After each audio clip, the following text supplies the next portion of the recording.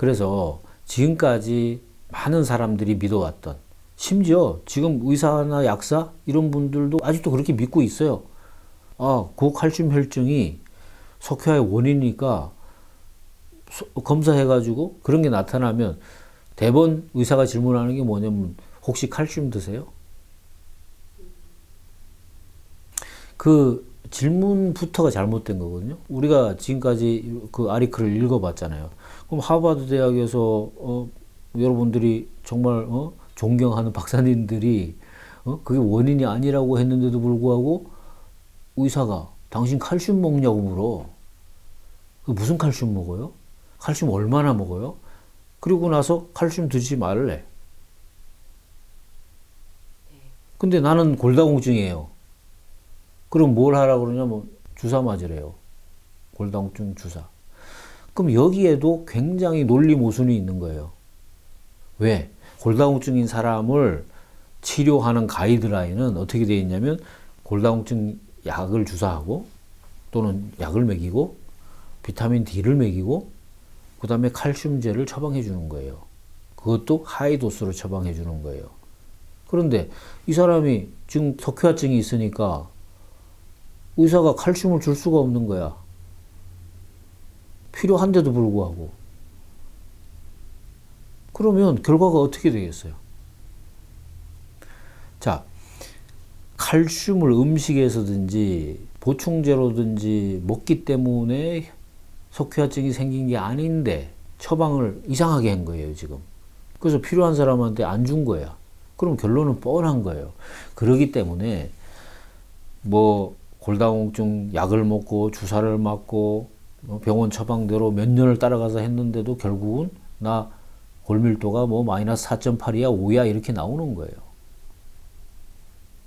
시리어스한 문제예요, 이게. 의사가 왜 그렇게 질문하냐고. 공부 안 하는 거죠. 공부 안 하는 거죠. 이 소리 들으면 또 의사분들이 또 무슨 댓글을 쓸지 모르겠는데 댓글을 써도 할 수 없어요. 댓글을 써도. 그러니까 아무리 의사라도 공부해서 뭔가 좀 정확하게 환자를 돌봐야 될 책임이 있는 사람들이에요. 현재 과학자들이 이 석회화증, calcification의 원인을 뭘로 보냐면 제일 첫 번째를 인펙션, 감염증, 그 다음에 염증, 그 다음에 부상, 이상한 원인들을 대고 있어요, 지금. 그리고 또 하나가 칼슘 대사장애. 칼슘 대사장애란 것은 우리가 칼슘이 몸에 들어왔을 때 필요한 것으로 보내고 흡수하고 뼈로 보내고 뼈에서 분해해서 꺼내어 나오고 하는 전반적인 전체 과정을 말하는 거예요. 그 중에서 칼슘 대사장애 중에 하나가 뭐냐면 고칼슘 혈증이에요. 그러니까 피 속에 칼슘이 농도가 높은 것이 무조건 뭐 이유가 안 될 수는 없는 거죠. 왜냐하면 공급 차원에서 지나치게 공급돼 있는 거니까. 그러니까 그것이 하나의 이유일 뿐이지 모든 이유는 아니라고 이야기하고 있는 것이고, 그 다음에 또 하나는 어떤 얘기를 하고 있냐면요, 유전적이거나 또는 자가 면역 질환으로 칼슘 디파짓을 하게 만드는 사람이 있다는 거야. 그러니까 무슨 말이냐면 자가 면역 질환이라는 건 되게 어떤 거냐면 류마티즘 같이 우리 몸을 보호해야 될 장기를 공격하는 거예요. 그러니까 관절을 공격한 것이 류마티즘이에요. 그러니까 그런 것처럼 우리 몸이 예를 들어 가지고 혈관을 보호해야 되는데 혈관에다가 석회를 끼게 만든다는 거지. 근데 이것도 논리 모순이 있어요. 뭐 되다 보니까 할 수 없이 이게 나온 것 같아요. 자, 그러면 정말 이유는 뭘까? 고칼슘 혈증이 유일한 이유가 아니라는 것은 우리가 지금 이야기를 하고 있어요. 그러면 그 4가지, 5가지 이야기한 것 중에서 도대체 이유는 뭘까?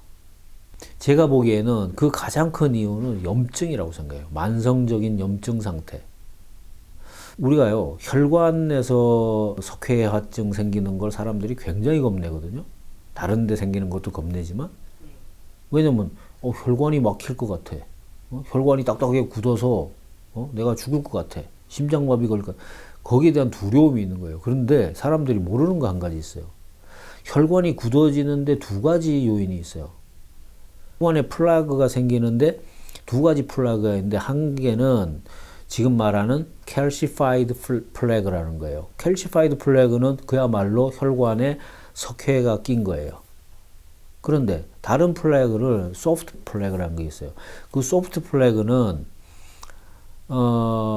요즘 콜레스테롤 때문에 걱정 많이 하잖아요. 콜레스테롤하고 이 피브린이라는 섬유소가 있어요. 혈관에. 그 섬유소하고 만나가지고 혈관벽 밑에다가 하나의 집을 짓는 거지. 그래가지고 얘가 자꾸 부풀 오르는 거예요. 그러다가 얘는 터져요. 얘는 터진다고 혈관이. 터져서 심장마비 걸리는.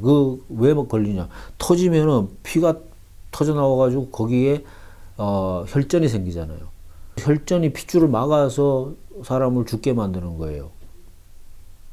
그런데 지금 이 하버드 대학 자료를 보면 뭐라고 얘기하고 있냐면 석회화증이 더 심한 원인이 되는지 콜레스테롤에 하고 피브린이 만나서 만드는 그 소프트 티슈가 더 문제가 되는지 자기들이 계량하기가 어렵다는 거예요.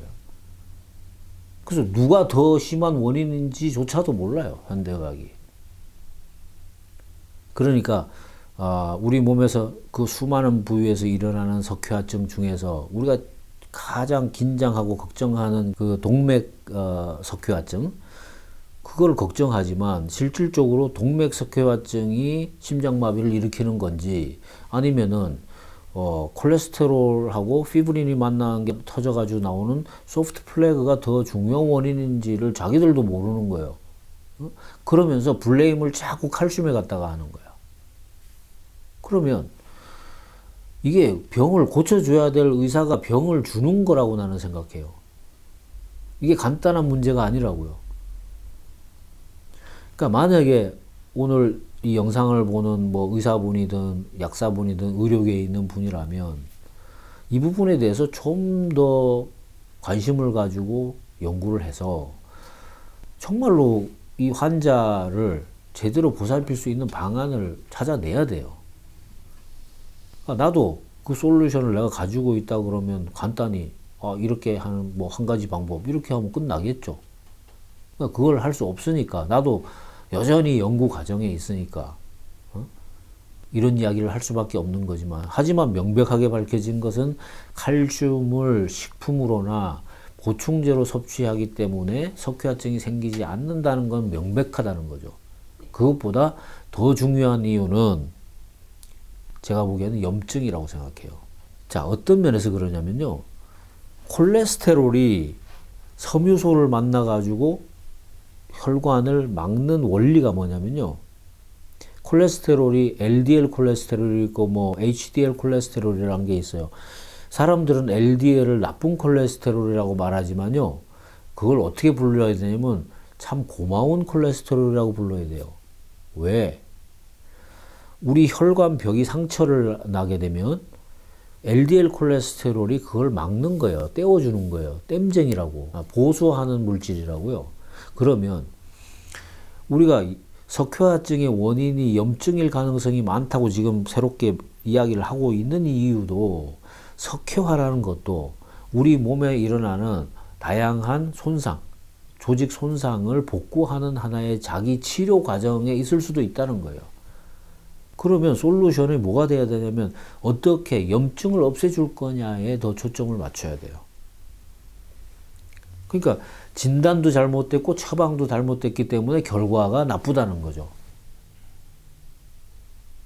그러니까 제가 한번 질문을 해볼게요. 만약에 성희 씨가 어디서 들었는데 칼슘 먹으면 석회화증 걸린다니까 지금 골밀도가 마이너스 2.8인데 안 먹어요. 이제 오늘부터. 안 먹고 버텨요. 그 결과는 뭐가 될까요? 자, 1년 뒤에 만약에 3.8이 됐어요. 마이너스. 2년 뒤에 마이너스 5가 됐어요. 그거 누가 책임지는 거예요? 의사가 책임져요? 주치의가 책임져요? 안 져요. 안 진다고. 책임은 나밖에 질 사람이 없어. 그렇기 때문에 우리가 공부해야 돼요.